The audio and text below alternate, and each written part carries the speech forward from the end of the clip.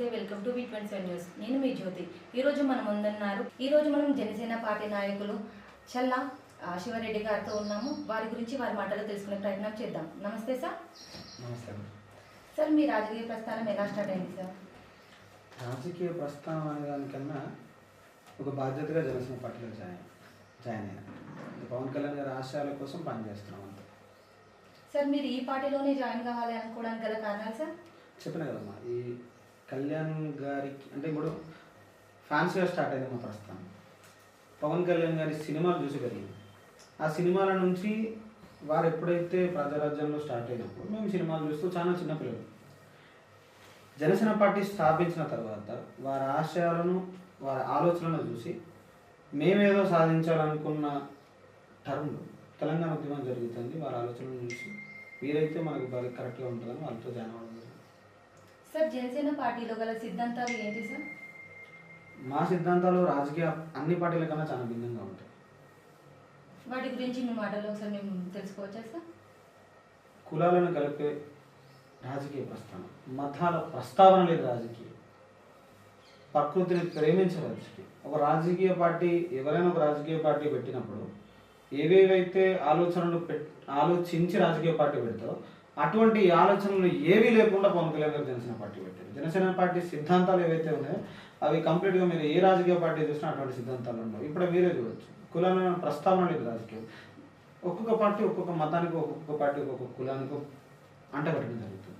కానీ జనసేన పార్టీ మాత్రమే ఎటువంటి కులాల ప్రస్తావన లేకుండా రాజకీయం అనేది కులాల కోసమో మతాల కోసమో చేయకుండా కేవలం రాజకీయం అనేది బాధ్యతగా చేసే విధంగా చేసే పార్టీ జనసేన పార్టీ. ఈ కరీంనగర్ మున్సిపల్ కార్పొరేషన్లో ఎంతమంది పోటీ చేస్తున్నారు? 16 మంది. కేవలం 16 మంది పోటీ చేస్తున్నారు సార్. ఈ 66 ఉన్నాయి కదా, ఓన్లీ 16 మంది పోటీ చేయడం ఏంటి? అమ్మ, ఈ రోజుల్లో మీకు తెలుసు నాకు తెలుసు 66 ఉన్నటువంటి ప్రతి డివిజన్లో రాజకీయం చేయాలంటే డబ్బుతో కొడుతున్న పని. అటువంటిది నిబద్ధత కలిగిన కార్యకర్తలకు, నిబద్ధత కలిగిన రాజకీయం చేయాలనుకున్న ఆలోచన ఉన్న వారికి మాత్రం బీఫామ్ ఇవ్వడం జరిగింది. Right start.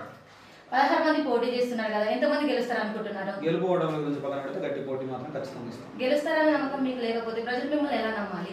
మమ్మల్ని ఎందుకు నమ్మాలి అని అంటే మా అభ్యర్థులు సామాన్యులు తల్లి. లక్షలు కోట్లు ఉన్నటువంటి కరీంనగర్ మున్సిపల్ డివిజన్లలో అభ్యర్థులు, ఎటువంటి ఫైనాన్షియల్ బ్యాక్గ్రౌండ్ లేని అభ్యర్థులను మేము పార్టీ ముందుకు తీసుకోవచ్చు. కరీంనగర్లో ఉన్నటువంటి ప్రతి సందు, ప్రతి సమస్య మా అభ్యర్థులకు తెలుసు. ఒక్కొక్క సమస్య పైనటువంటి రేపొద్దున ఇలా మీకు పైసలు ఇచ్చి గెలిచినోడు రేపొద్దున ఆ పైసలు పట్టుకోవడానికి ఎంత కష్టపడాలో ఆ పైసలు ఎట్లా ఏమో ఆలోచిస్తారు అంతే. మా అభ్యర్థులకు మాత్రం పైసలు ఖర్చు పెట్టే ఆలోచన లేదు, పైసలు పెట్టే స్తోమత లేదు. ఖర్చు పెట్టినప్పుడు మేము సంపాదించాలన్న ఆలోచన మాకు ఉండదు. కేవలం మేము ప్రజల కోసం పనిచేస్తాం, ఆ ప్రజా సమస్యలు తీర్చడానికి పనిచేస్తాం. ఖచ్చితంగా మమ్మల్ని నమ్మచ్చు. మేము మీకు మళ్ళీ మళ్ళీ మళ్ళీ చెప్తా ఉన్నాం, సొంత డబ్బులను పంచే నాయకుని దగ్గర మేము పనిచేస్తూ ఉన్నాం. అధికారం రాకముందు ఎట్లయితే ఉన్నాడో అధికారం వచ్చిన తర్వాత కూడా అదే విధంగా పనిచేసే నాయకుని దగ్గర మేము పనిచేస్తూ ఉన్నాం. ఆయన చేసే సమాజ సేవకు తన ఆస్తులు అమ్మి మరి సమాజం కోసం ఖర్చు పెట్టే ఒక నాయకుని దగ్గర మేము పనిచేస్తూ ఉన్నాం.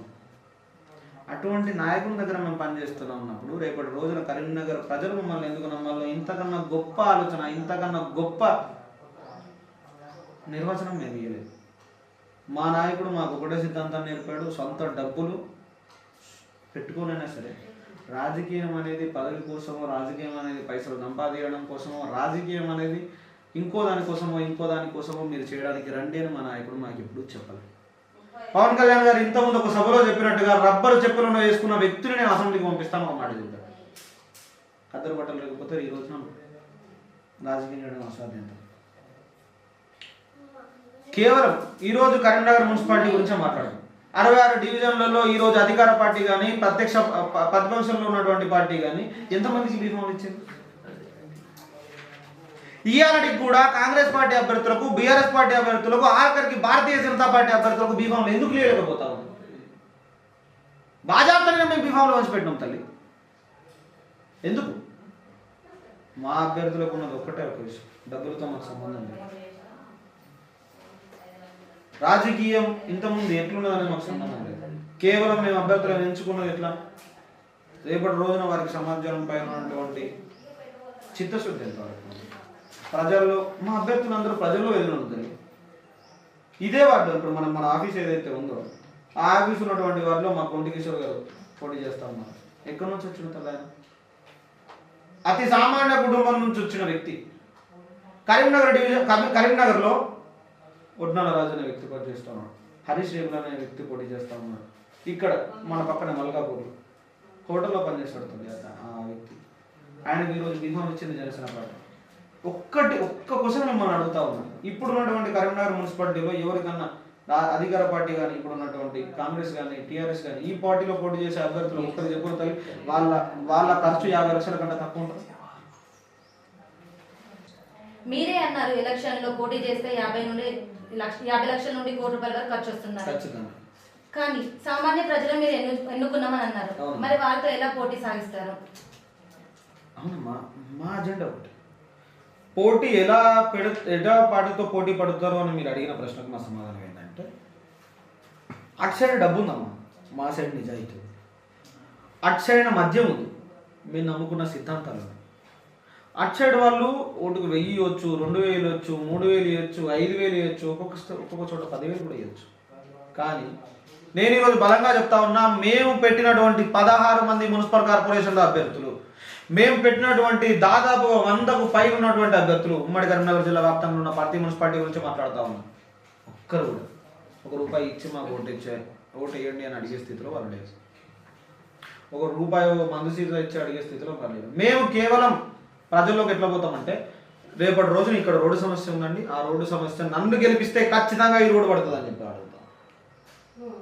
అక్కడ కనిపిస్తున్నటువంటి డ్రైనేజు గత 5 సంవత్సరాలుగా సాఫ్ అయితే లేదు, రేపటి రోజున నన్ను గెలిపిస్తే ఈ సాఫ్ అవుతుంది అని చెప్పి మాటిస్తాం. మన మూల మీద పక్కకుంటున్నటువంటి సిటీలో మేయర్ ఇంటికానో, కౌన్సిలర్ ఇంటికానో, కార్పొరేటర్ ఇంటికానో ఒక్క లైట్ కాదు, ఆ ఇంటి చుట్టే 4 లైట్లు ఉన్నాయి. నా వాడలో మాత్రం ఒక్క లైట్ కూడా వెలుగుతలేదు అని మాట్లాడినప్పుడు నన్ను గెలిపిస్తే ఇక్కడ నుంచి నా ఇంటికాడ ఉన్నా లేకున్నా నా వార్డు ప్రజలు ఉన్నటువంటి నా డివిజన్లో ఉన్నటువంటి ప్రజల ఇంట్లో ఖచ్చితంగా రోడ్లు క్లీన్ అవుతాయి, మురికి వాడలు క్లీన్ అవుతాయి, ప్రతి ఇంటికి నల్లా నీళ్ళు వస్తాయి, ప్రతి వాడలో లైట్లు ఉంటాయని హామీ ఇచ్చే అభ్యర్థులను మాత్రమే మా ఇన్ఛార్జ్ సాగర్ గారు అనుకున్నారు. మా నాయకుడు మా పవన్ కళ్యాణ్ గారు ఏదైతే సిద్ధాంతాలను పట్టుకొని రాజకీయం చేస్తా ఉన్నాడో అవే సిద్ధాంతాలను, అవే ఆలోచనలు ఉన్నటువంటి ఒక యువ నాయకులను మేము ఎంపిక చేస్తాం. అమ్మా, ఒకటి గుర్తుపెట్టుకోండి, ఇప్పుడు మీకు ఉమ్మడి జిల్లా గురించి మాట్లాడుతాను, కరీంనగర్ గురించే మాట్లాడుతూ ఉన్నాం. కరీంనగర్ మున్సిపల్ కార్పొరేషన్లో 66 సీట్లు ఉన్నాయి. 66 సీట్లకు దాదాపుగా టీఆర్ఎస్ కానీ కాంగ్రెస్ కానీ ఎవరికి ఇచ్చారమ్మా టికెట్లు?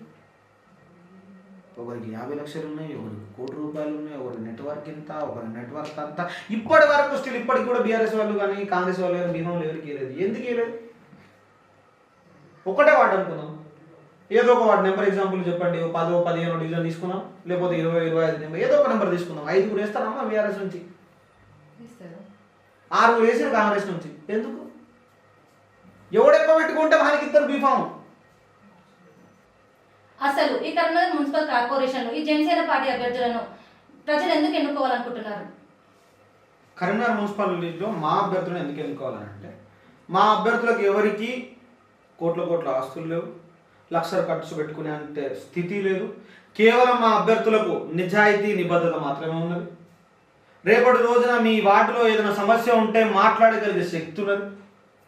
ఇప్పుడు మా అభ్యర్థులను ఒకసారి చూసుకున్నామమ్మా. కరీంనగర్ మున్సిపల్ కార్పొరేషన్లో ఉన్నటువంటి 66 వార్డు డివిజన్లకు గాను మేము 66లో పోటీ చేస్తాం. కేవలం 16 మాత్రమే పోటీ చేస్తా ఉన్నాం. ఇంతకుముందు మీరు అన్నారు అభ్యర్థులు లేక రాని. అభ్యర్థులు లేక కాదు, కరెక్ట్ అభ్యర్థిని ఎన్నుకునే సిచ్యువేషన్ ఉంది కాబట్టి మా ఇన్ఛార్జ్ సాగర్ గారు 16 మందిని ఎన్నుకున్నారు. అసలు ఈ కరీంనగర్ మున్సిపల్ ఎన్నికల్లో ఈ జనసేన పార్టీ అభ్యర్థులకు ఎందుకు ప్రజలు ఓటేయాలనుకుంటున్నారు? ఇంతకుముందే నేను చెప్పినాను, మా అభ్యర్థులు కరీంనగర్ కార్పొరేషన్లో గెలిచి హైదరాబాద్ ఉండేవాళ్ళు కాదు. మా అభ్యర్థులు 50 లక్షలు ₹1,00,00,000 ఖర్చు పెట్టుకొని రేపటి రోజున అవి ఎట్లా సంపాదించాలన్న ఆలోచన మా అభ్యర్థులకు లేదు. మా అభ్యర్థులకు ఉన్నది ఒకటి నిబద్ధత, ఆలోచన, వార్డును డివిజన్లు ఎట్లా అభివృద్ధి చేయించాలి అన్న ఆలోచన మాత్రమే. రేపటి రోజున మీ వార్డు క్లీన్గా లేకపోతున్నావు, మీ డ్రైనేజ్ నీట్గా లేకపోతున్నావు, మీ వార్డులలో లైట్లు లేకపోతున్నావు, మీ డివిజన్ల అధికారులు రాకపోతున్నాం, పట్టించుకోకపోతున్నాం, మా అభ్యర్థులు గెలిస్తేనే మాట్లాడుతున్నానమ్మా. గెలిచినా గెలవకపోయినా గల్లా పట్టుకొని అడుగుతారు మా అభ్యర్థులను. అటువంటి అభ్యర్థులను మాత్రమే మా ఇన్ఛార్జ్ సాగర్ గారు ఎంపీగా చేసి మరీ బీఫామ్ ఇచ్చారు. రేపటి రోజున నిత్యం ప్రజలతో అందుబాటులో ఉండే అభ్యర్థులను మాత్రమే ఎంపిక చేయడం జరిగింది. వారు ఖచ్చితంగా గెలిచినా గెలవకపోయినా, గెలిస్తే ఖచ్చితంగా చెప్తా ఉన్నాము, గెలిస్తే న్యాయం చేస్తారు, గెలవకపోతే మాత్రం ఖచ్చితంగా మా అభ్యర్థులు సాయం చేస్తారు. నగర్ జిల్లా ఇన్ఛార్జ్ సాగర్ గారు అభ్యర్థుల ఎంపిక విషయంలో అత్యంత జాగ్రత్త వహించారమ్మా.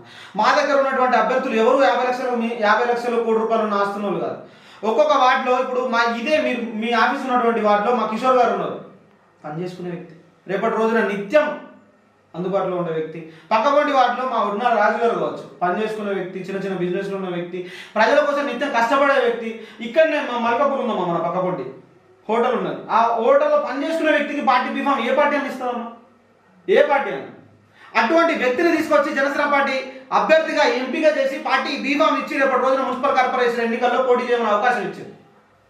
ఇటువంటి అభ్యర్థులను ఎంపిక చేసినప్పుడు మీరు మా పార్టీ గురించి అర్థం కావాలి. రేపు పొద్దున మా పార్టీ నాయకులు ఏం చేస్తారు, ఏం కష్టపడతారు, ఎట్లా ప్రజలు పోతారంటే మేము స్పెషల్గా చెప్పాలా? గల్లా పట్టుకొని అడగండి. పవన్ కళ్యాణ్ గారే చెప్పారు. ఏమని చెప్పారు అంటే, మీకో చట్టం మాకో చట్టం కాదు, పవన్ కళ్యాణ్ తప్పు చేసినా శిక్షించగలిగే చట్టాన్ని తీసుకొస్తామని చెప్పి అటువంటి నాయకుల కింద పనిచేస్తా ఉన్నాం మేమంతా.